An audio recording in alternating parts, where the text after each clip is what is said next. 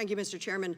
I want to say to women and girls in our country, do not give up hope because of the actions of a radical, extremist, corrupt Supreme Court. It is on all of us to be sure Dobbs is not our future, a future where women and girls are reduced to second-class citizenship, a future where my daughters-in-law and my granddaughters have fewer rights than I had. I wanted to talk to you, Ms. Warbelow, and Professor Murray about language. Language matters.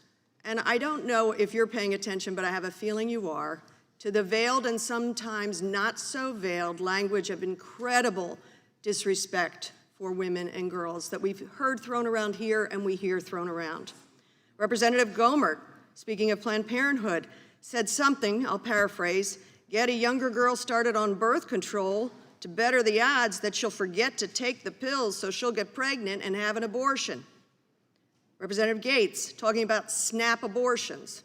Obviously, someone who's never been pregnant. There's nothing snap about an abortion. The witness, our expert here, fabricating that if a woman had a procedure to save her life, or a girl had a procedure to save her life, it is no longer an abortion. Of course it is. It's a medical procedure. Republicans think women are too stupid to make decisions for ourselves. Can you briefly both comment on this? And not shockingly, this language is all coming from white men of privilege and power. Can you speak to the language issue? Language always matters. How our nation's elected officials speak about women, about LGBTQ people, about people of color, has real ramifications. We know that it increases feelings of depression and isolation, particularly among youth. To be suggested that they are less than fully human, less than fully wanted. And so the rhetoric that comes from our elected officials has real implications. I would encourage everyone to be thoughtful in how they speak about folks. Thank you for that. Professor Murray, could you say just briefly any observations you have on the language of disrespect toward women and girls? I think the entire Dobbs opinion is about the language of disrespect to women and girls. Planned Parenthood versus Casey made very clear that these rights are essential to women's equal citizenship. The court did not even entertain the prospect of women's equality to say other than that they found that it was inconsistent with its precedents. Thank you very much.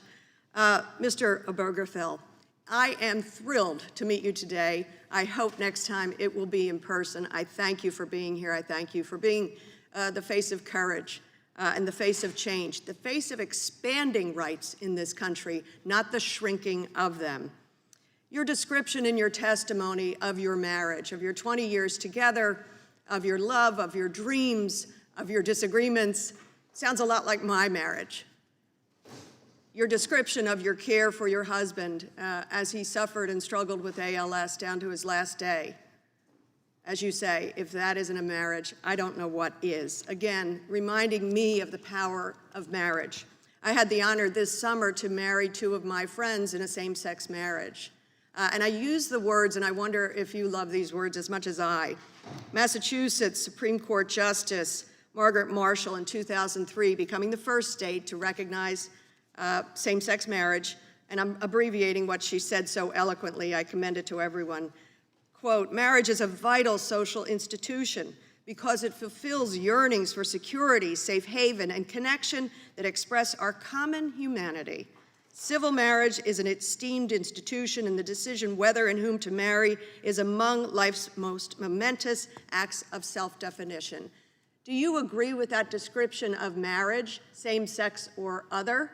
And can you speak to your feelings when you read the Clarence Thomas clarion call when he says the court today declines to disturb substantive due process in cases like Gevaert-Appeld?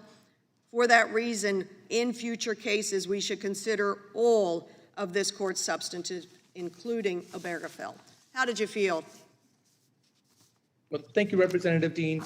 When I read those words in Thomas's opinion, they angered me. They upset me because here was a justice on our nation's highest court whose marriage exists because of a Supreme Court decision taking aim at our marriage to say he still believes we are less than, we are less worthy than, our relationships, our families do not matter as Time other of the federals gentlelady do. has expired. Mr. Thank you. Fitzgerald.